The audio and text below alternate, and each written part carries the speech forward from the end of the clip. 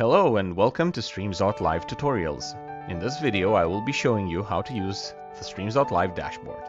Once you have successfully created your account, you will be directed to your dashboard. Here you will find a list of your existing channels.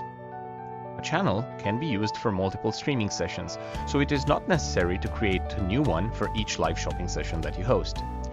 Each channel has its own embed code. That can be found if you click Share and then Embed. This code will allow you to copy and paste our live shopping iframe on your website or on any website you desire. It's really simple. Just copy and paste this code here. Next, you will see that there are three tabs. Active, and this shows you the active events. Past, this shows you obviously the past events. And the Archived tab, where you can find an archive of your old sessions. To create a channel, all you need to do is click Add New and then type the name of your channel here.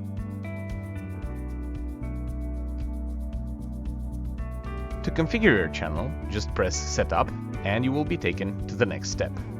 Also, for the past sessions, you will see that an Analytics button appears right next to the Setup button. It will appear here. This is where you will find our Analytics section. It is available for every live shopping session that you host.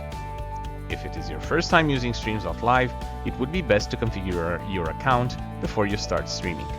Learn how to do that in our dedicated video.